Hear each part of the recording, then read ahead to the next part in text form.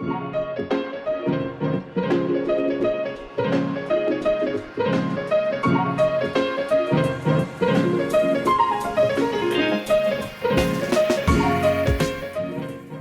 to Magic the Flavouring, the Magic the Gathering podcast, where we talk about all things Magic flavour design and lore. I'm your host, Andy Mann. Hello, this is Nathan Cancel.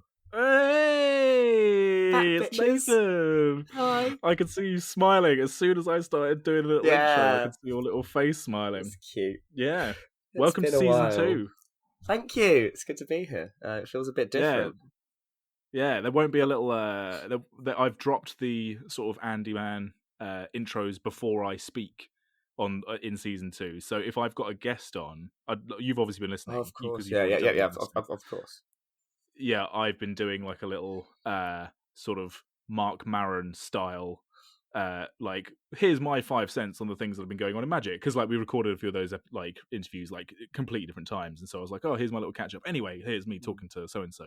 But if it was just me, because I've done a few episodes where it's just been me, I'm like, well, I'm not going to talk and then just have me talk again. And so so I think I'm going to keep that going through for us. So we're just going to jump straight in. Yeah, I mean, I thought they were cute, little cold opens almost. It was nice. I liked them. Yeah, it was just like, I'm back to our regular viewing. I was like, oh, that's cute. Yeah, production value there, I like it. Yeah, I mean, listeners will obviously have noticed that the sort of workflow from the podcast has been a little bit slower. And actually, so this episode will probably release when it releases, whenever you see that's released. The day before it's released, I'll do a little kind of prompt on socials as to why the workflow's been done. Been a little bit slower. It's nothing too horrendous, but I think it's good for people to kind of, if I'm aware that if you've kept up with a series or you've kept up with a podcast or whatever, and then suddenly it's not operating in the same sort of way that it has done for a long time, I know from personal experience that you get a little bit like unsure as to what's, because it's your entertainment, right? You invest in it. So, I think it's probably a good idea to kind of flag as to why things have been sort of a little bit slower. But hey ho, you're back in the country now, and you weren't sure whether you were going to be kind of coming back from Mexico and then going off again somewhere else, blah blah blah. But you're just here, right? I'm resettling. I'm going to resettle. Mexico was awesome. It was lovely. For anyone that's already been there, they already know. The people are fantastic. The scenery, the nature, lizards, mate. Like, oh man, I think lizards are my favorite creature type in Magic, because lizards, man, they're everywhere. I caught them. I bothered them so much. I'm a lizard botherer, apparently. So yeah, but I'm back. I want to settle back into London. I missed it. I was like 2 weeks in, and I was like, I think I'm addicted again. I miss the hustle and bustle. So Mexico's always going to be there. And I'm sure the next time will be fantastic. I do have still a few other places to go this summer, but yeah, no, I'm back. Yeah, I'm flying off. And again. I was going to say, because we actually met physically. We met at Nice. Command Fest Birmingham, right? Exactly. A few weeks ago, where you were back in the country for like 2.5 days or some shit, and then God, yeah. you were there for the Saturday and the Sunday, and I was just there for the Sunday. I went up in the morning, and our eyes met across the convention hall at the Solihull Hotel. Music started playing in my mind. It was beautiful. Yeah. And then I immediately dropped you, and I went to go and see John Avon to get a few signatures on some stuff. But he definitely takes precedence. My point was going to be is that that must have been the first time you engaged with Magic in months, and if people who don't know you personally were just listening to this podcast and you were giving it all the gas about being, I'm going to take a little break from Magic when I go off to Mexico. It's going to be so weird not being in the loop. I don't want to be like rude, and like we can bleep this out if you don't want people to actually know. Can you tell the listeners how many packages roughly you had waiting for you at home when you got back to England because of the shit you ordered when you were in Mexico? So there's multiple points that converge to the answer to this question. It was roughly, I think it was about 120. About 120. So the thing that compounds that is that, as you said, it was only like a day and a half I was back before Command Fest. So I had a day and a half to open all of those, and then for whatever reason I bought all of these. And I'll discuss cost as well in a second, which was another unfathomable thing. It ended up being I had to try and revamp all of my decks, build the 2 new decks that I planned on building, do all of the different changes on the lands and everything. And I had a day and a half to do this in. And I was already like, that's going to be tough, to repurpose about, 12 decks. Because, of course, I took 12 decks to Command Fest, but 3 of which I never even played. But that's a whole nother fucking drama. So not only did I have that, I then I spent a whole evening unpacking, because anyone who buys cards from Card Market knows how absurd some people package their cards. And I had 120 of these packages to get through. It took me a whole evening and a whole morning just to sort them all. Before it was honestly one of the worst Magic experiences of my entire life. But at the same time, poor baby, at the same time, well, look, all I'm going to say is for those that want a nice long holiday, go to Mexico. Everything's disgustingly cheap, and then you can spend all of your savings on Magic cards that you've wanted forever. You know, so now I've got a treachery and everything, and my life is complete. But Command Fest was awesome. You know, I know it's been a few weeks and everyone's over it by now, but it was absolutely awesome. Baldur's Gate, completely missed that. Got to play some. I was a little limited with it. Maybe made the best limited deck I've ever played out of Baldur's Gate. So yeah, really, really cool. It's good to be back playing Magic. Good to be back. Yeah, I've missed it. Yeah, we've been playing a bit of Spell Table. You were down the game shop the other day. Yeah. Because Magic doesn't stop, Andy, does it? Magic never stops. I was under the impression that you were going to have a little break, and literally you were in the airport at did you go from Heathrow? Where did you leave from? Heathrow to Madrid to New Mexico. Oh, no, it's Mexico City. You were already on our like 2 or 3 WhatsApp groups that we have for Magic and our local play groups chatting about releases. And I was like, Nathan, fucking put the phone down. You're going on like the trip of a lifetime. And every goddamn day you were like, oh, I've just seen the new spoilers. Oh, I've got to put that in my deck. Oh, I can't wait to play Baldur's Gate. Every day. What did you do in Mexico? I sprained my ankle and there was the worst hurricane that the country's seen since 1939. When Nathan goes on holiday, he goes on holiday hard. Didn't you sprain your ankle within the first week? Second weekend, yeah. Turns out skimboarding's a little bit harder than surfing, especially if you've had a few too many mezcals, which in Mexico you told me you were showing off. Yeah. You said you were showing off to people. To be you twisted your ankle. First time I've ever really hurt myself properly. It was abroad halfway across the world. Gosh. Phenomenal. So all you could do is sit in a hammock and look at Magic spoilers. Look at Magic spoilers. Yeah. I wrote up I genuinely about 12 different lists for Ishin to the point of where I overthought it and didn't even take him. I didn't even take him to Command Fest. I got so frustrated with myself.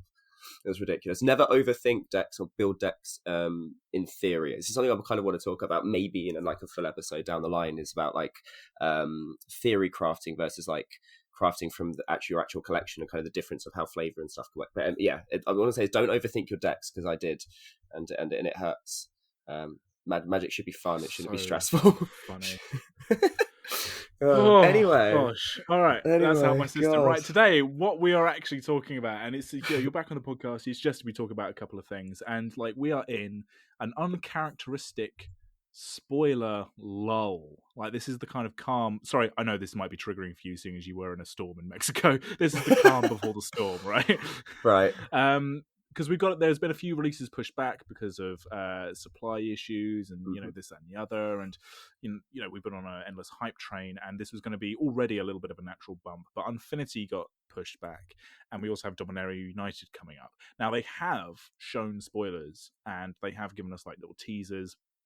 And they've done all this promo work, which I know you're going to expand on, where they suddenly found all these thousands and thousands of dollars worth of Legends product just in the vaults at WotC. Someone tripped over them under a store cupboard, and here we are, 1 billion boxes of Legends, which they're going to be feeding into the new Dominaria United boosters, which you'll talk about in a second. But it is quite nice to be able to have a little bit of room to breathe. And after whatever the last set was, and I can't for the life of me actually remember, Baldur's Gate, that's it. Oh, and that's why you can't remember. 2022. Yeah, exactly. It is nice to have not much new product going on. Now, we're going to start with Dominaria, and then we'll move on to Unfinity. I have mixed feelings about Unfinity, and we'll get on to those. Yeah, so do I. Yeah, that's funny because you and I have very different attitudes towards the unsets. But let's talk about Dominaria United first. So, Dominaria United is going to be released. When is it? When is it going to be released? That's a good question, Andy. September 9th. Oh, 3 days before my birthday. And yeah, they've released some cards with it. There are also story spoilers as well. We're not going to get into that. You have seen them. I have not. I have, yeah. It's an interesting source that it came from as well. And it's fine. I don't think it affects anything that we've seen. So I'm good. I'm happy. Yeah, it's just, this magic story is the one thing which we don't get spoiled like immediately. Do you know what I Yeah, mean? it's really Of odd. what's It's on the really cupboard. strange that it happened. It's frustrating. But yeah, Mm. yeah, things happen. But we do have some cards. So yeah, why don't you talk to us about Dominaria United? Well, yeah. So Dominaria United. Interesting that they. So let's talk about the Legends thing first, because this is one thing I think is really interesting. Is they've kind of. It's almost like they're kicking off their 30th year anniversary with this, right? So they kind of want it to be a big splash. They want to do something that's a bit of a celebration. I quite like one aspect of the Legends like duality, as I'm going to call it, which is where they've reimagined some of the legends from the set, some of the more let's say gimmicky ones, like some of the bad multicolored commanders, and they're going to reimagine, I think, 20 of them as box toppers. They're not going to be legal in standard, so they can push the envelope on them. It's the same kind of thing that they did with Commander Legends, of where they gave us like the ghost of Di Pietro, and now we're going to get the actual character, but updated, which I think is a really nice thing, that you can have all 3 of them now. It's almost like they're do-over, which I think is really cute. I think the thing that's not really cute is I don't know how I feel about this whole, we found all of this hidden product and we thought, we might as well share it with the players, we'll give this out and it'll be like an extra bonus and celebration. Because for me, most Legends cards are pretty boring. I find the gold thing quite ugly, like the gold bordering quite ugly. There's no, for me, I don't know what the appeal is. And I don't know if it's quite the celebration of the 30th anniversary that I really give a crap about, which is kind of unusual, right? Because I quite like the idea of expeditions. I quite like the idea of when they did like the treasure things, like the hidden treasures, where you could like find Power 9, I think, in packs. Like, yeah. I like that kind of idea. And they're kind of almost like they're putting too much of a, look at this gift we're giving you, and it's like, it's not a gift that I want. One person and like maybe 1 or 2 people in the world are going to open Tabernacles. Do you know what's going to do to the price? Cool. It's gonna do nothing. Doesn't matter. There's no more availability. So all of the big hype, like the leading hype for me, is like ethereal. It's not even real in my desire part of the brain. And then on top of that, some of the cards, like things like Sylvan Library, I think Mana Drain, those haven't made the cut as well. So it's almost like you're going to get what, in 3% of collector boosters, not even any booster, in collector boosters. So thanks for the gift. I have to pay more for it. Cheers, Wizards. You're going to get hard, and then you're going to get one of any common, uncommon, rare. Like, is it that big a deal? No. If you open a Nicol Bolas, like an original Nicol Bolas from Legends, for example, fuck yeah, that's cool. But only one person in the world is probably going to be doing that, So, or unless they happen to lose that box in a fucking warehouse somewhere as well, so that card never gets opened again. Yeah, I mean that's the thing, isn't it? Yeah, it just gets double packaged, right? Just, right, exactly. It sits on someone's shelf. Yeah, precisely. I happen to buy a box of Dominaria United collector boosters to draft one day or whatever, and they never do, and they're just funny. So that part of it I don't think is that interesting. Everything else I find is super interesting. Like, for such a small amount of spoilers that they gave us, I think they've shown a lot of cool things, enough hints in terms of story. They've given us a couple of throwbacks, and then they've given us some absolutely stunning lands. I think that what we've seen so far is really, really cool. Since we're talking about the Legends, we did mention Ramirez Di Pietro. Pillager is his name. He's a 4-drop, 4/3 for 2 blue black. He's a cool dude. When he enters the battlefield, you lose 2 life, create 2 treasure tokens. Whenever 1 or more pirates you control deals combat damage to a player, exile the top card of that player's library. You may cast that card for as long as it remains exiled. Obviously, I love this. Yeah, fairly piratey. Yeah, fits right into the horror deck that recently came out that did horror pirates. It's a nice little lieutenant for that. I love the fact that they took the vanilla legend of Jasmine Boreal and they made her a vanilla legendary. I think that's really cool. Yeah, like she taps to for mana, but only to cast creature spells with no abilities, and creatures you control with no abilities can't be blocked by creatures with abilities. Really cool. They did a bit with that with Strixhaven as well, I think, with the no abilities, which is cool. So that's a cool thing. What do you think about these lands? Because I was shocked when I noticed that it was Magali Villeneuve. Of course, they're stunning and they're beautiful, and I think that they're some of maybe her most striking pieces, but I was really surprised to see they were her, because it's very not her style when you compare it to something like, say, Thalia. Sure, but you're right. So the but's a small but. The latest Secret Lair, which Magali contributed to, there was the forest with the fox, and it looked all very sort of Zelda, sort of Wind Wakery. Do you remember that? There's a Secret Lair. Yes, absolutely. Okay, And yeah. we know for a fact, because she's put it all over her socials over the past couple of years, that she's been obsessed with things like Zelda, and we know that she's a big Studio Ghibli fan. Magali was obviously on this show, right, talking to us Hmm. about her love for all that kind of thing and influences. And I kind of feel you get this a lot with magic artists. They have their sort of magic style. Like Johannes Voss is a really good example of this, where they have their magic style and then they have their personal style, which is kind of wildly different, right?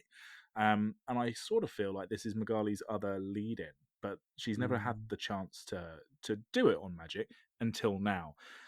Now, I really like Magali. I hope we were firm friends when we had a little chat with her on the podcast, and I really bemoan saying this, but this is my personal opinion. I think these lands are a little busy. I like that. Little busy. They're a little busy. I don't want to. They're not for me. They're not for me. I think they're a bit much. See, it's funny because this is for me, like, these are all of the things that I see other people when they like the Nyx lands. I really don't like those aesthetically. I don't know why, but I find these to be much more attractive than those. And I feel like they're both kind of going for the same energy card kind of vibe that, the structure of Pokemon. Interesting. So it's kind of funny. Nyx cards, yeah. Yeah, exactly. I don't know why. I understand aesthetically why they're pleasing. I just don't personally enjoy them. Sure. I think that maybe there might even be direct references in these five. I'm pretty sure it's Benalia on the plains. That I can't. My Dominaria knowledge is too small to know the other ones, but I understand where you're coming from. Surely, I think surely that's got to be Urborg, right, in the swamp, and that's what I'm thinking. Shiv. Yeah, and then the forest should be Yavimaya, exactly, or it could be Lanois. Lanois, and then the water one is the water one. Don't know. I can't remember what island it is. Maybe it's a specific island. I'm not sure. I might flag up from on Twitter and be like, "Are these specific locations?" The good thing is they're super available, right? Like the problem with that forest is that it's a secret lair forest, like the swamp. The Severkin swamp. Like they're much harder to get hold of, whereas these are abundant. So if you really want to fit out your whole deck with these, which I reckon a lot of people will, it's really nice that you can get hold of these naturally in packs. Which I think that's the kind of thing I celebrate, is when the basics are like super, super, super good, because you can just get a bunch of them, like in Amonkhet, for example. Good set, cool set, not necessarily loads of powerful cards, so it didn't matter because every pack you get a sick-ass basic. It's a good trade-off. Yeah.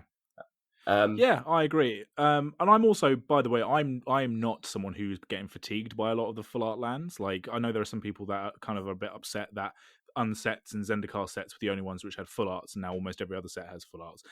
I don't personally care, if I'm honest with you. Do you? What's the argument against that? I would like lands with less art more often, please, so that the ones, when they do get the ones that with the bigger art that I like, they're more important, even though I like it with more art. So can I have it with less art more often? How does that argument work? I think people just like it when things are. It's like it's something we've said. There is a fine balance between having special things, but then if everything's special, nothing is, right? But I just think in the case of full art lands, they've all been great. So like, I really enjoyed the Sam Burley Nyx lands. Like I think the reason I prefer those to these ones with the mana symbol aesthetic in them is that they were maybe just a cleaner, almost more uniform design in of themselves, right? So they did look more like basic lands that just happened to be full art and happened to have a special artwork on them. Sure. The symmetry and everything was more neat and tidy. Yeah, I understand. Yeah, I appreciate that. I guess I don't know why I thought it. We're not far away from having landscape lands, right? Where they do it the other way around, just to really screw with people. That would be quite funny. I mean, I get the argument. I just don't see, as long as they keep doing something different. And again, it's funny they got Magali to do a non-Magali style set of lands. Like they can keep doing this with different artists and have everything stand out. I mean, more is more. That as we always say, more is more. I mean, I guess they just have to keep finding ways to reinvent the old frame as well, like with the both of the D&D sets where they put the flavor text in it. That makes it interesting to have the old border, because it makes sense, because you need the space for the flavor text, right? So as long as it reinvents or fucking revolutionizes either way in a way that's interesting, then it's fine. But I mean, they're also just basic lands. They will eventually always be basic. So for sure. So some of the stuff we can tell from the cards that we've already seen of Dominaria United. There's like obviously some flavor things going on here and some story relevant stuff. If you look at Shivan Devastator, which was a Dragon Hydra, love it. Everything's a Hydra, gotta be good. I can't wait till we get something like absolutely like stupid, like a horse. Okay, Hydra. pause. pause, okay, because I literally have a list of the hydras we've seen and what I think the next best one could be. Because like we've got some weird All ones right, yeah, already, right? Because we've had yeah. Horror Nightmare, right? We've had Chimera, we've had Helion, we've had Jellyfish.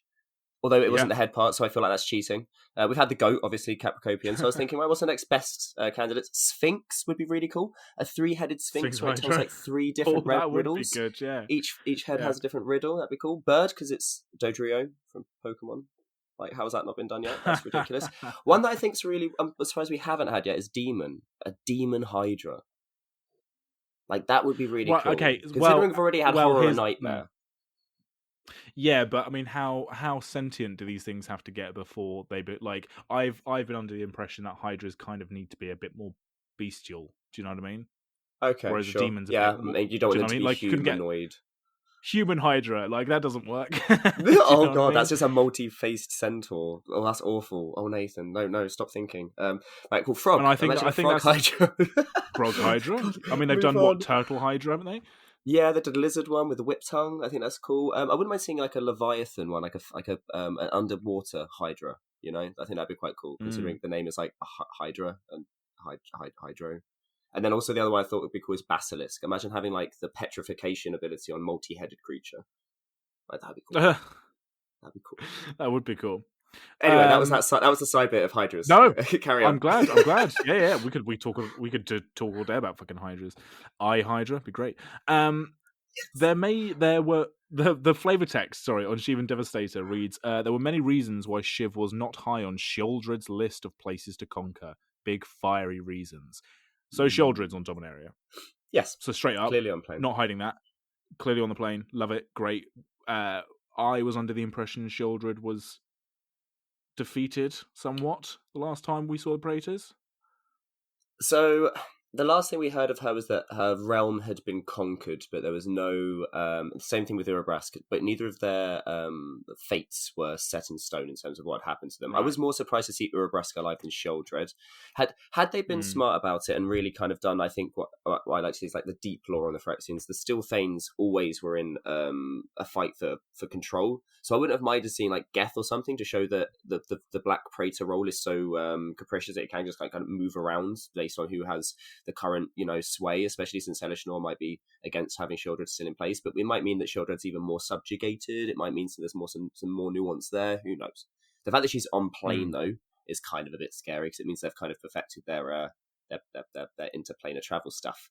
And it's interesting they've dropped her straight away, meaning we still haven't seen Elishnor, which means she still will probably be the big bad boss at the end of the arc, which is cool. Yeah, 100%.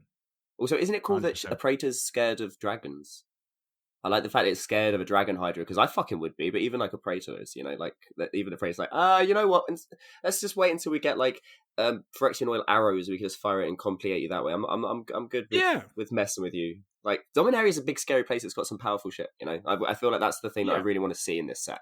Is I want to see that Dominaria really does have the balls and the chops to kind of take on the Phyrexians. I mean, again. Yeah. I think it's that many times. so we know Sheoldred is about, which is pretty cool. Jaya is obviously going to be a massive part of this story. Jaya Balaz. We've seen 2 cards with her on. We've seen Temporal Firestorm, which has Jaya in the artwork along with Teferi, and they're kind of doing like a little bit of a team up because it's a red card with white and blue activation kickers, which is pretty cool. And we also see that Jaya's got a Planeswalker card, Jaya Fiery Negotiator. So clearly Jaya's got some business to be going around with, and the card creates red monks as well, which is obviously a reference to the monastery where I guess Jaya and Chandra kind of first met when she was what was it, Mama Luti? Mama Luti and Carol Keep, yeah. In Carol Keep, yeah, exactly. Yeah, so a lot of kind of legacy storylines going on, and it's funny, interesting that you said earlier that your Dominaria history wasn't sort of quite up to scratch, because that is true of literally everyone who's ever played Magic. I've been listening a lot to the Vorthos cast, as it's no secret we listen to the Vorthos cast here because they're the Vorthos podcast, and they've been doing a big sort of deep dive on Dominaria history and the lead up to Dominaria United, and even like Ethan Fleischer and Jay and Ellie are sat there going, "Oh, there's some stuff going on here that we had to really dig deep to figure out what the fuck's going on." Do you know what I mean? So, the fact that they're bringing back a bunch of these legends is a really nice. It's like how when they did Dominaria in 2018, right? Because that was just the set Dominaria, and that was a fucking fantastic set, really solid, and also one block as well, which I think people forget, and it really worked as a one block set. But that had so many references and so much history towards like Dominaria of like years past. But Well, it was the birth of Sarkis, wasn't it? It was the first. Yeah, because it was the historic mechanic. Yes. Yeah. But that was a set that managed to merge the old and the new to make something that was really fresh and relevant for the time that it was then. Because it was also at a key point before War of the Spark and before a bunch of like these kind of end of the Gatewatch storytelling sets.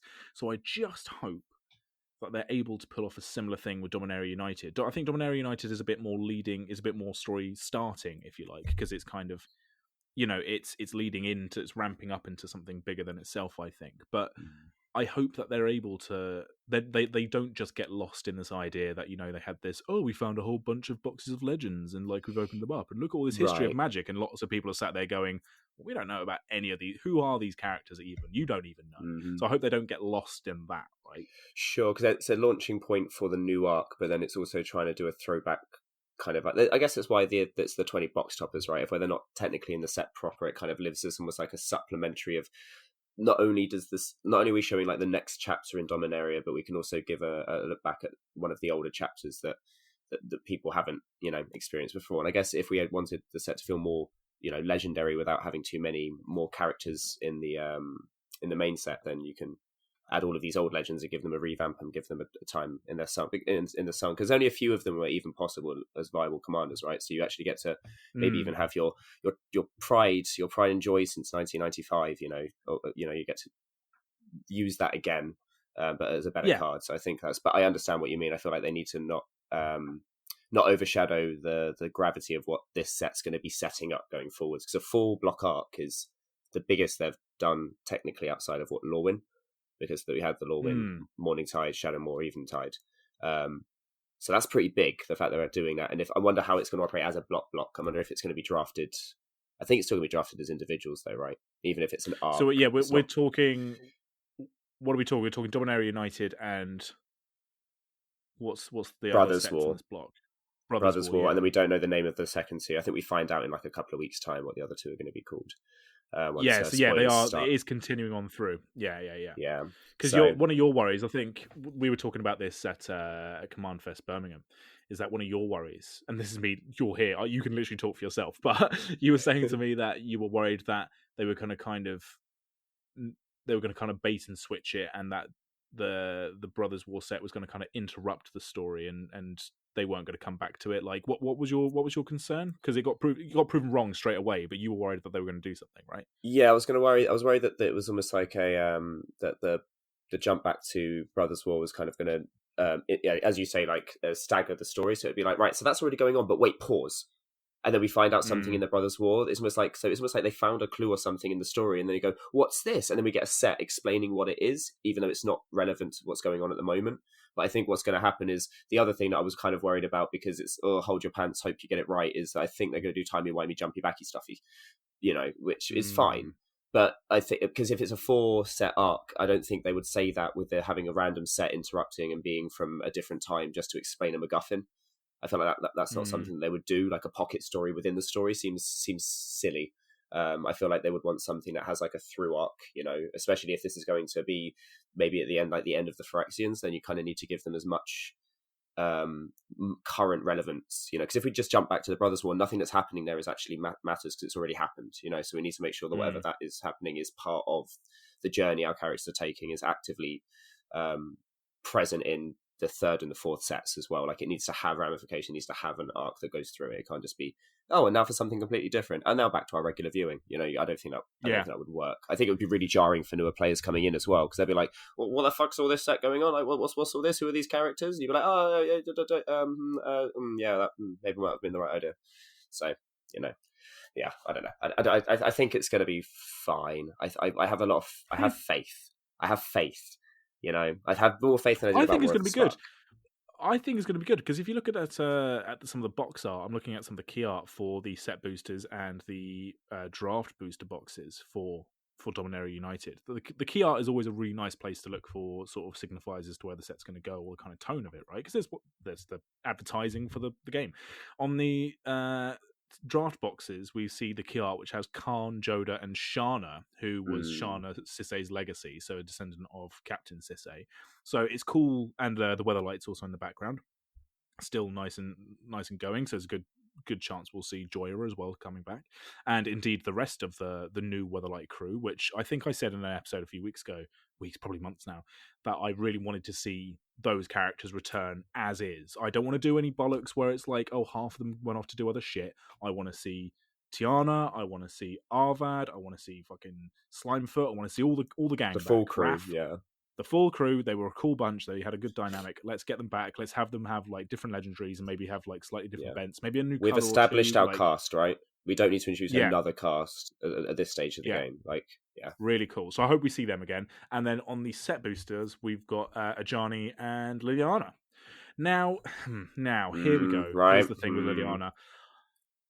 Is her name Liliana? I thought it wasn't Liliana. I thought it was something different. This is the thing, right? So whenever the Gatewatch characters are now coming back, we have to do this little dance around our own expectation, because immediately we go, but we have had enough of the Gatewatch, and then we immediately realise that War of the Spark was like 3 years ago, right? And we actually haven't seen these characters. Like when Zendikar Rising came around, we had to concede that we hadn't actually seen Jason Nissa since then. So that's fair enough.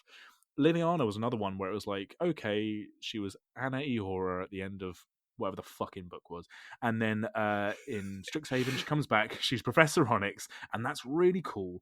So fine, she's back, she's doing a new thing, she's got story growth, she's the most interesting one out of all of them anyway.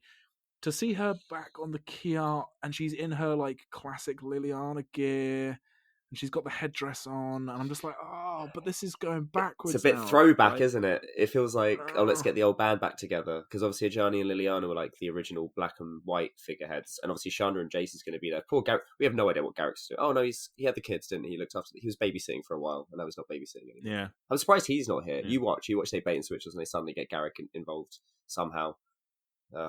Because he's a planeswalker hunter, so he can kill compulated planeswalkers. Oh my god, it all makes sense, Andy. My tinfoil done. Garrett's going to be in the next set, and we're not Brothers War. I take it off. Not next set.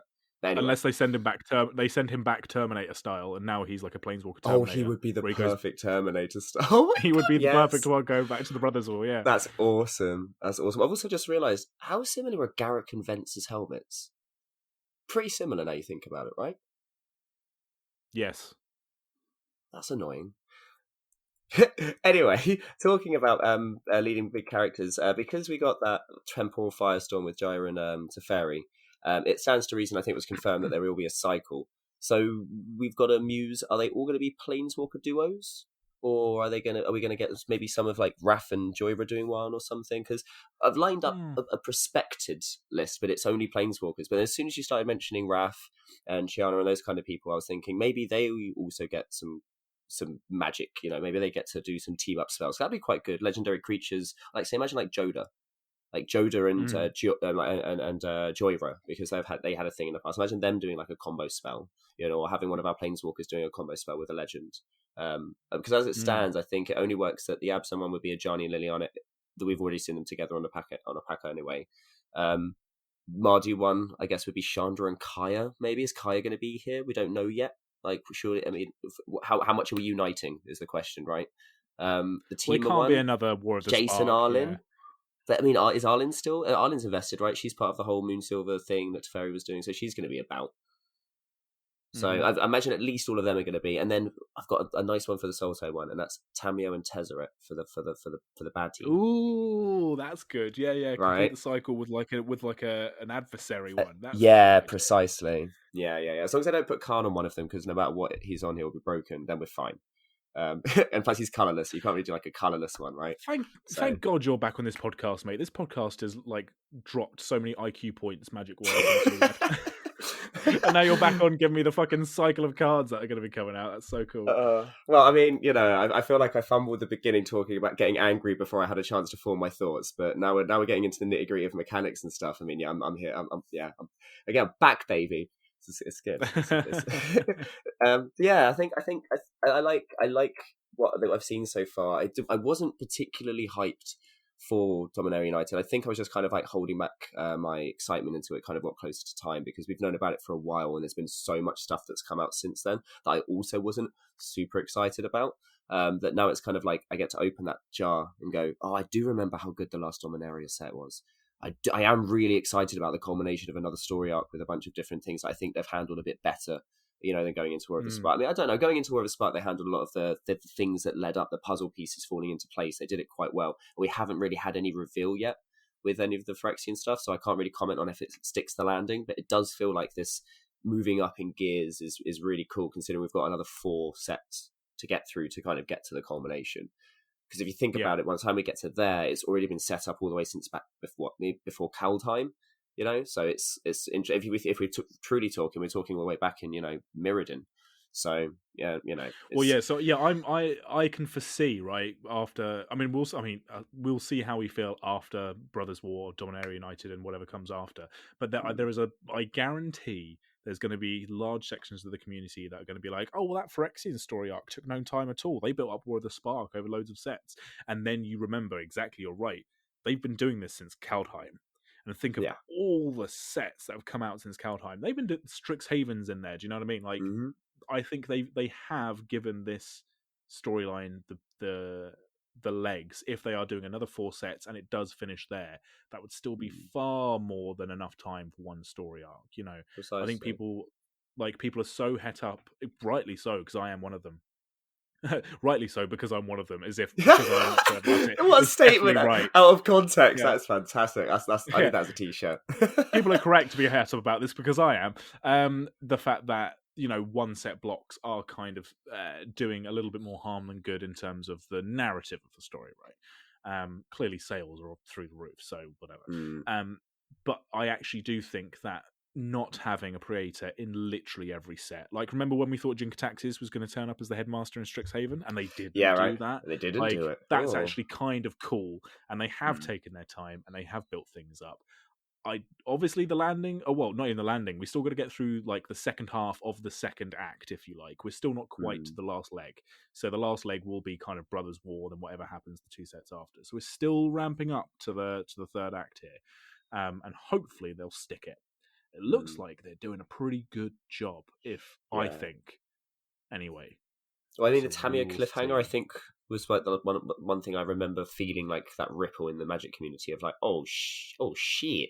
Like that whole reveal was fantastic. And if you think about it, even like for a lot of players, they've only been playing, or they've only started playing in like the last 5 years or so. Like, so the set New Phyrexia, which was like the cliffhanger set of, oh no, they failed, there is a new Phyrexia. That doesn't actually have as much weight for them, but we're getting that payoff now. We haven't been back to that place since then. We get to finally look back, and it's almost the same amount of time that, say, a player like myself, when I first started out, had been since the Phyrexians were last in Magic for me then. So it's kind of really interesting to have that kind of for the new people. They don't know. Oh, Phyrexia's going to come and it's going to do some damage, and they're not ready for it. It's going to be cool. I'm excited. Excited. Cool. I am as well. So that's Dominaria United. We'll be doing hours and hours and hours on Dominaria United over the coming months. No worries there. So let's talk about. Can I quickly blow my nose? Infinity. You can quickly blow your nose. Thank you. Whilst we're in that pause, thank you. Cool. Are you good? You're all nose blown? Yeah, the nose is blown. Well, now that you've got that gunk out your system, let's inject some more bollocks into our system, shall we? With talking about Unfinity. No prizes for guessing how I feel about this set coming up. It will be noted, classically, my feelings towards unsets have been shockingly lukewarm, whilst you are a big fan of unsets, right? I'm a big fan in theory, yeah. I mean, it's one of these like nostalgia things. Well, because it might have changed, okay? It might have changed. So, but when I first started playing, or when I first started buying packs, Unglued had just kind of like been around for a while. So packs were £1 Hmm. each, and so I used to invest a lot in those, just as kind of little jokey cards, and they were kind of perfect for when I was starting out Commander, playing stupid cards like Akhan's Run, that kind of thing in decks. And because it was before I thought about abusing every single card that was in my deck, they were fine. You know, we recently had that thing of where we had 3 months of being able to play legally in the format of having Unstable around, and people could have their fun. You know, we could always rule zero things and everything. I think it's going too far, and that's coming from Good. someone who fucking loves these kind of sets. Is that it's I there's agree. what there's one great bugbear. Like, so the concept is fantastic. Like, they nailed things like contraptions and stuff before. I really enjoyed that as a way to kind of do a throwback to Steam Flogger Boss. I thought it was really well. I thought Unstable was really good. I understand why certain people didn't like it. It's not the set's fault that the CAG decided to, you know, like, maybe let it for a little bit and then change it, and that was all complicated and annoying. And now they've just kind of like doubled down on the dumbness and done this stupid, half of the set's legal, half of it isn't. Some cards that I think are fine won't be, and some cards that really shouldn't be legal are. Mm. So, Mm. so So yeah, so they've done away with silver borders. That's the thing that we should say at the top. They've done away with silver borders, and instead, what they've done is that if a card is not legal, legacy legal, and or eternal legacy legal. format legal, eternal. Sorry, I always get confused. Then it will have the hollow stamp at the bottom of the card will be the shape of an acorn, because everyone loves squirrels, and squirrels become like the mascot of the unset. Oh god, I didn't even think about on that level, but yeah, lol. Oh god. And if they are legal, they'll have the regular oval shaped hollow stamp, right? So if we look at, there are two legendaries that have been, well, there's a few legendaries that have been spawned, but if you look at two of them, you have Angelic Herald and Magar of the Magic Strings. And Angelic Herald has the Acorn stamp, and Magar has the oval stamp. Although on certain reveal printings, they've already messed up that, because on the They've already fucked altar, it. on the altar of Magar, they've got the Acorn stamp, which is like, oh, so I can't play the alt art version, but I can Yeah, play but the you can't regular play art the version. regular one. Yeah, it's the way to make the regular one Apparently, worth as much. That's the thing. So you can only yeah. play that one. Apparently, that's just an error in the PDF like image of the. That's not actually going to be how the card is Yep. printed. Even But the do you know what I mean? staff, Like, they can't even. even the staff They don't don't know how even it works. know. So how are They we going to don't have to? even How are know. we going to deal with that? Because that's the thing, right? It's for legacy players. It's very rare, and it's very unlikely that they're going to make a card that's legacy playable. You know, although I Mm. look at Saw in Half and I can't help but think that maybe there's a way to break that. But you know, it's very rare that you have a card that will break legacy, because legacy is exceptionally fast and powerful and efficient. But EDH is not necessarily any of those things if you're not playing it competitively.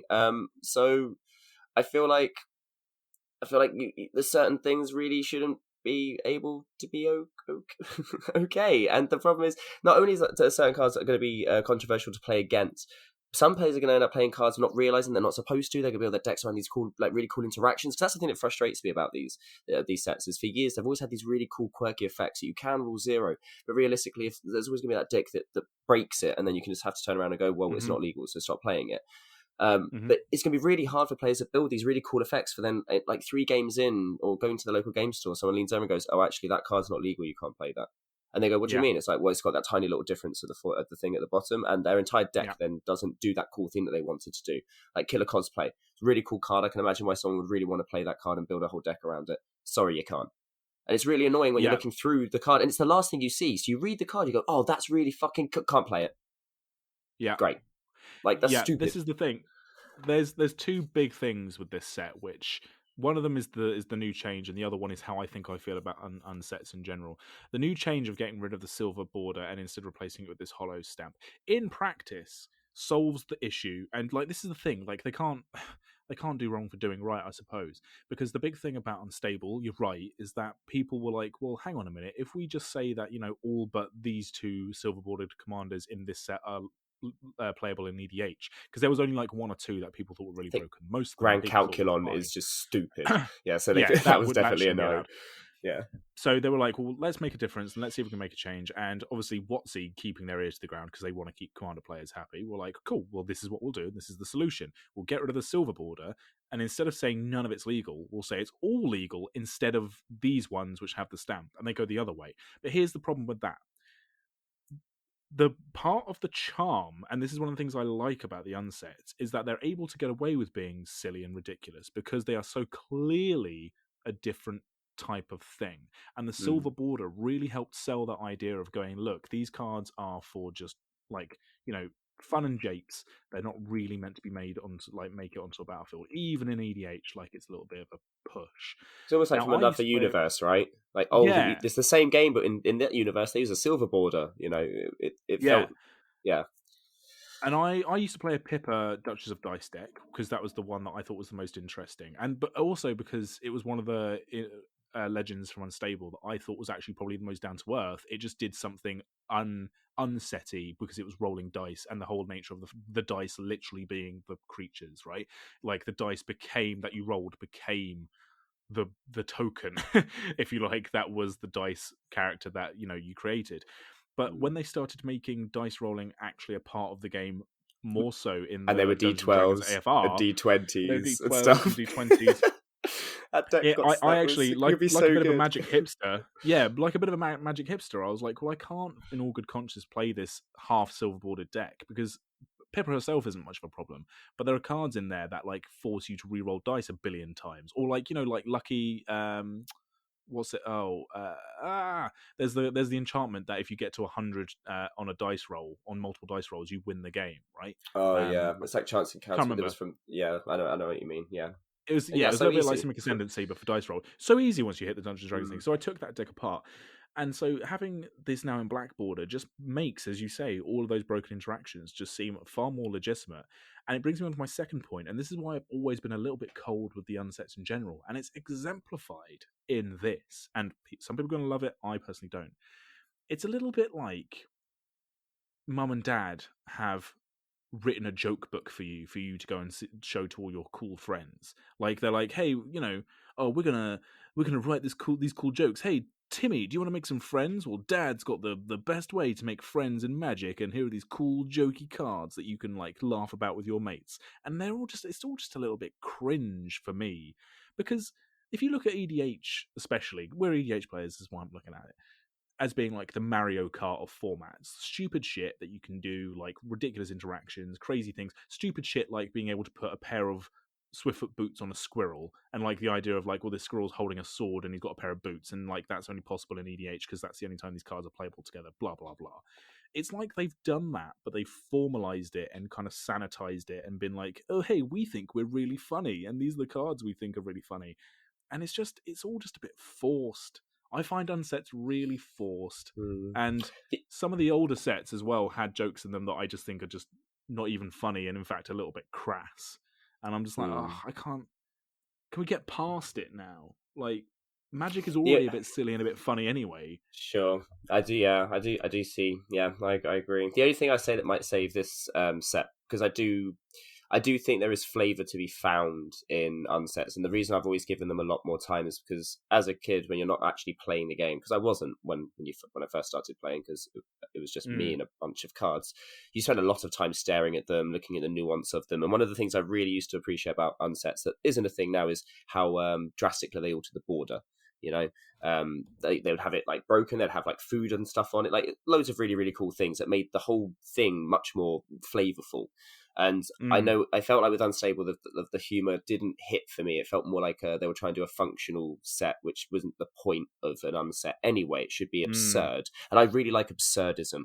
And this is the thing that I built a Nakuza Chaos deck years ago because I thought I like taking the rules and making the rules absurd. That's one of the things I quite like.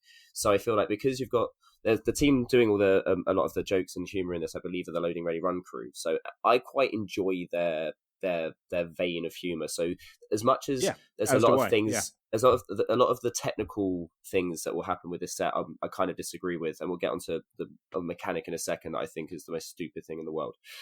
I think that we could probably still, as especially as a podcast ourselves, probably still really enjoy what the cards are. It's just that it's always going to have that kind of like, oh, but half of them aren't playable and the other half are going to be chagrined by people anyway. Like, I wonder how much side eye you're going to get from people for playing like it depends on where they land on the power level and the ridiculousness of it. But again, I want my unsets to be absolutely absurd, and if half of it's legal, you can't do that. You're going to have some normal cards, and that happened in Unstable. There were some normal cards. Like, why can't this be a blackboard? And you don't want to be asking that in an unset.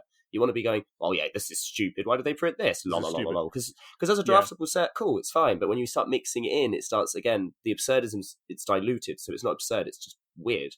So I'm hoping that a lot of the cards are going to be enjoyable in of themselves. It's just annoying that I won't enjoy necessarily playing them as much as enjoying reading them and what they mean as a card. I won't necessarily want to see them sleeved. Saying that, it drops on my birthday, so I'm going to buy a box to draft. But before we move on to what is potentially the most stupid mechanic in all of Magic, and not for the right reasons, I already know what you're going to say. We don't have an agenda for this episode, but I already know what you're about to go on to. Yeah. I am annoyed that Magar of the Magic Strings is quite clearly a puppeteer, when we already have a character in Magic that I think should be getting a puppeteer card. We've mentioned several times, and that is Taheem, the puppeteer, from the flavor text of that one blue spell that I mentioned a while ago. And I had to, this is how masturbatory I am with this fucking podcast, in my opinion. I typed in, because I was like, is it Tazeem or is it Taheem? I think there is already Tazeem in Magic. Oh, I can't remember. So I typed in Taheem, the Puppet Master, onto Google, and the fourth Google search down is a quote from the Magic the Flavoring podcast: "Who the flying flip is Taheem the Puppet Master, and why don't we have an Esper Commander card of him flipping now?" Really? That's amazing. Oh, I love it. Yeah. So we're the only ones who give a shit about Taheem the Puppet Master, but why have we got Magar and not Taheem? Wizards. Yeah. That makes it less likely you're going to get him. I also want to say, before we move on to Vitriolic Anger, I got a Love Killer Cosplay flavor text. Hans Run, get the camera. He's adorable. Steffi, Bob's daughter, next words. That's the kind of thing that as soon as I saw that, I'm like, I know, right? I can't help but know that I'm going to, if the LLR team are doing this, then I feel like it's going to be, at least the humor I'm going to feel is going to be back. At least it's going to be farcical if it's not necessarily absurd. And as long as it can hit one of those notes, it still makes my child brain happy. It's just weird when and there's a reason why the kids at a wedding will sit on the same table. You don't spread them around the room. Anyway, let's talk about fucking stickers. Oh God. Oh God. What are they doing? In what world is this? In what world did anybody want this? Who wanted this? There's not even an acorn. There's not even an acorn stamp on them. They're legal. Oh, that's the thing, right? This is the thing. They deliberately said, "No, this is the thing that really gets me in my, but what grinds my gears, Andy, man." They said they deliberately didn't make them good enough for Legacy, so the only format this affects is EDH. So why, when we already have to deal with already the most complicated format out of any of them in terms of the breadth of the different mechanics? And Mara's answer was, Mara turned around and went, "Yeah, but you're already playing complicated format. Kind of deal with it." It's like, but no, you're actively making it ridiculously. Like, look, I've got several reasons why I hate them. The first one just being that, why do they only have to be legal in EDH? You could have just made them not Eternal Legal, and I'd have enjoyed the shit out of them playing them in a draft format. That'd have been so much fun. But it's just this giant gut thing in my body. That's like, imagine making contraptions Eternal Legal. They're better. Yeah. I'd rather contraptions be in EDH than stickers. Oh. Yeah. Is that an okay amount of anger? I don't know how much anger you have, but that's the level I'm going in at. Yeah, I have a lot of anger. For them. Can you explain to me how these work, these stickers? Fucking right, yeah. So there'll be two. There's an in and an out, right? So the in is you get a certain number of, I believe they're called coupons. There are certain effects. A perfect example for this would be animate object. Instead of inanimate object, it's animate object, which is a bit forced maybe. And you get 7 symbol, and I believe that's coupons. And you choose an inanimate object you own from outside the game. Put power and toughness sticker on it. So the idea is that you get a certain number of coupons. Each sticker on the card has a certain cost of coupons. I believe that the pictures and the names are free, maybe, or I guess the pictures and the names will be effects, maybe like triggered effects. Like, so when this enters the battlefield, move a name sticker from your sticker card onto a creature or something. And the idea is that you have 10. There's 10 of them total, I believe. At the beginning, you shuffle them up and you pick, I think, 3 or something. So it's random which ones you get, and then those are your sticker allotments for the game. And then you'll have cards that will give you coupons, and then use your coupons to spend on stickers. And I imagine there'll be some cards that give coupons and spend coupons. There'll be some that only give, and there'll be some that only spend, blah, blah, blah, blah, blah. Again, as a limited format mechanic, I think it's cute because it's essentially a combination of mutate and keyword counters. So it's kind of all of the things of Ikoria in one thing. But well, that was such a well-received set, wasn't it? But for the right, like this thing is that's on, and the thing is because of EDH, we already have all of that, and you're adding that on top of that as well. And the thing that really gets no one's going to do it. No one's going to do it. No, though. and People it's do temporary it for the first as week well. and then stop. Yeah. Like how depending on on the quality of the product, which considering how foiling's been recently, is going to be hit and miss. And I've heard that it's going to be like a post-it note stick, but after a while they're going to lose their stick. So there's only a finite amount of use you can even have of these. What happens if one of them gets unstuck or gets fluffy or something? Like it's there are so many little things that maybe go, this is just clearly you've just taken a piss now. All right, you're just going. They'll literally take anything. Guess what? Right next to it, the most beautiful hallowed fountain you've ever seen in your life. This is how they get away with it, Andy man. This is how they fucking get away with it. They put the most beautiful dual lands like ever that I've seen. Some of these are some of the most beautiful that I've ever seen, and then right next to it is this sticker monstrosity of a mechanic, and it's Eternal Eagle. Oh, it's baffling. And again, in limited, I will love this mechanic. I will love this whole set, but the fact that it can spread, because it was silly when they did it when unstable. I built an X deck. A lot of those cards shouldn't have been legal for those 3 months. You should just be able to rule 0 in environments that don't mind playing them. Like no one ever had a problem playing your Pippa deck because you weren't being a dick about it, you know? Yeah. And so there's a lot of ways to play cards that you can do that with. But the fact that you're now imagining the words to say, well, these half are legal, these half aren't. That makes it even harder to argue that you should be playing, that you could rule 0 the ones that aren't, because they've already given you half of the other ones. And then they do the stupid thing of giving the most, you could put a bobble hat on Sheoldred. Fucking great. Good for you. Oh, honestly. Richard Garfield is rolling. He is rolling right now. Is he? Richard Garfield's not no, dead. he's just on whatever room he is in. He is on the floor. In a pit, he's just rolling around the floor because he's just mad. He's gone mad. Exactly. I cannot believe that he would greenlight something like this. My bugbear with the stickers that we've seen. See, we've got a squirrel, a bubble hat, and then a little dead angel Gideon. That the little man's a Gideon doll with angel wings and a halo and little. What do you reckon eyes. What do you reckon he says when you pull on the string? Oh, leave me the fuck alone. I don't know. Like, I'm dead. Let me die. Yeah, let me be dead. Like, there's so many characters in Magic that have died. Leave Gideon alone. Also, in Theros, you don't turn into an angel. Why have they given him angel wings? That doesn't even fit with the flavour of how he died or what they would think. Oh, yeah.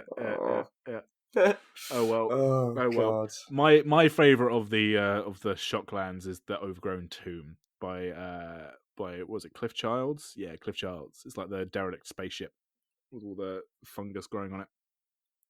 I think that's that's really cool. I really like the steam vents, even if it's a bit on the nose. I also really, really like the breeding pool. That's really cute with the little tentacly dude. Like, that's those are the super two ones cute. that I thought were the most boring. Really? The funny thing is the breeding pool reminds me of the first planet you go to on Ratchet & Clank 2 is Uzma, I think it's called. It reminds me of that a lot. I really don't like stomping ground. I do like the idea of its meteorites hitting the ground. So from a flavor point of view, I like it, but I don't like the actual art itself personally. But that's just me. I also really, really. I mean, again, we're just looking at all the lands now. The lands are still again one of the best things. The Bernice Godless Shrine is really, really sick as well. Yeah, exactly. Whatever. Yeah, we are literally. You're right. We're literally just looking at the cards now.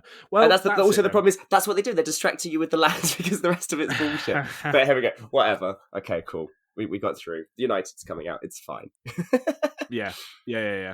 I'll be ignoring Unfinity as much as I possibly can, and.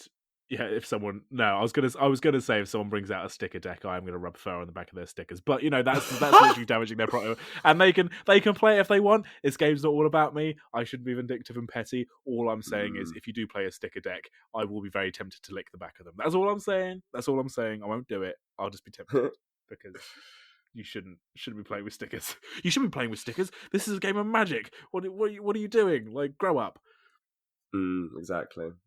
I mean, I don't. Yeah, exactly. We'll see how it shakes down. I still think it will be a set worthy of picking out some highlights, because I reckon they'll have some gold in there. And I unfortunately, I mean, I say unfortunately, I do like these sets in a nutshell, but the whole problem is I like them in a nutshell. Don't crack the shell open. It kind of makes things. I don't know. Anyway, good to be back. Getting angry about Magic. Oh, I missed it. For sure. Yeah, it's interesting. My relationship to Magic has kind of evolved again since you've been away, and not necessarily because you've been away. Like that makes it. Oh, Nathan's gone. How will I ever play Magic ever again? Nah, of course I would get on just fine without you. But like in the time that you've been away, you've just been said there. Oh, like there'll be some things to pick out for decks and some spicy goodness. I must admit, I've now transitioned into the mode of Magic playing where I tend not to go out and buy things from the new set unless it literally speaks to me, like jumps out of the card gallery. So whereas before, maybe even like a year ago, I'd be looking through every set going, right, cool, these are my 10 decks. I need something for Karlov. I need something for, Tovolar. I need something for Queen Marchesa when she was still built. Do you know what I mean? Whereas nowadays, I will, my decks are fine. All my decks are fine. None of them need any extra work, pardon me. None of them need like topping up. They all do exactly what they want to do. But if a new card in a set kind of goes, oh, that's an interesting piece of kit for Karlov, which it doesn't already do. Like I don't need another Soul Warden or Soul's Attendant. Do you know what I mean? But if something comes along that does something really interesting with life totals, I might bung that in. But it has to really jump out at me nowadays. So yeah, I don't know. I haven't bought that much product from the last few sets. As someone who, that's the thing. Yeah, I haven't. It's not the new sets that. I don't know. Command Fest kind of broke me a little bit. My building has kind of overflowed to the point of where I'm completely burnt out in terms of changing decks. But I've also got enough and did enough changes recently to feel that I should be inundated. And what I've learned now is that what I want to start doing is updating the cards I already have. I'll start getting the ones that I've always wanted, instead of like feeling that each deck needs to be tuned up. It's like it already plays well. Why not get that, instead of buying all of these little like updates from the latest set? Why not get that one card that you've always wanted? Yeah. And I felt I got a Treachery recently, and I got to cast it, and it was great. It was awesome. Obviously, stealing something on tapping 5 lands might be the best feeling in Magic for me. And it's one of those cards that I've always wanted, and I felt that's much better than just making a load of tiny little tweaks to decks that I might see only once a year. Like if it ain't broke, don't fix it. And as you say that, like I don't think cards are getting so good, or I feel like cards can't be so good that they're absolutely must plays. And every now and again, when you do find one that's like that, that's fine. But realistically, I feel like there's enough. There's enough now, right?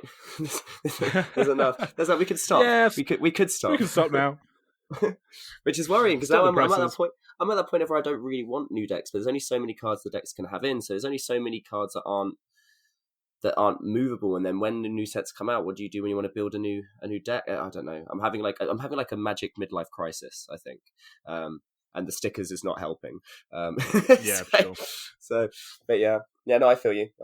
Again, it's invest as much or as little as you need to. And when the cards are flowing, because the money is flowing for Hasbro, that's for sure. But when the cards are flowing so readily, only dip when you need a drink. But it's always nice to look at the river. You fucking love an analogy, don't you? Jesus. Yeah. Christ. Yeah, I know, I'm sorry. But that's kind of how I feel. There's so much coming out. Don't feel you need to buy everything. I feel that's the rule from the last couple of years. Yeah. You'll fill yourself up on chaff, for sure. And save yourself for the bits that you really like and want to engage with, because there will be more of that rolling around soon enough if you don't like the current thing. Oh, yeah, for sure. Yeah, I'm looking forward to when Brothers War drops. I'll definitely be trying to attempt like a mech deck.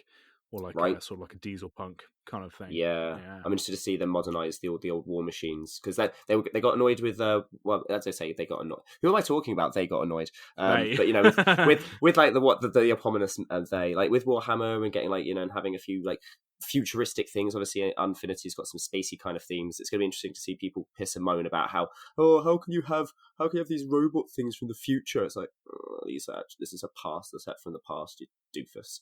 This is Magic. Oh, I want to quote that. I want to meme that meme of Eddie Munson. This is Magic. Oh, that's fantastic. Instead of music. I know you hate Stranger Things. Never mind. Right, should we end the episode?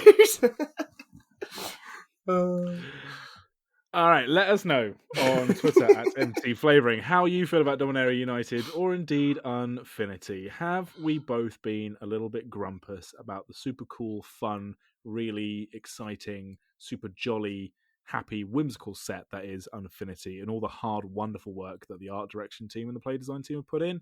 And we have just turned around and gone, fuck yous. How do you feel about it? Let us know on our Twitter page. My personal Twitter is at AndyManFace. Nathan's, yours is... At the Fox in the Moon. Yeah, I've been saying it for you for the past few episodes. Emails go to at mtflavoring. Oh, no, they don't. Emails go to mtflavoring@gmail.com. That's the one.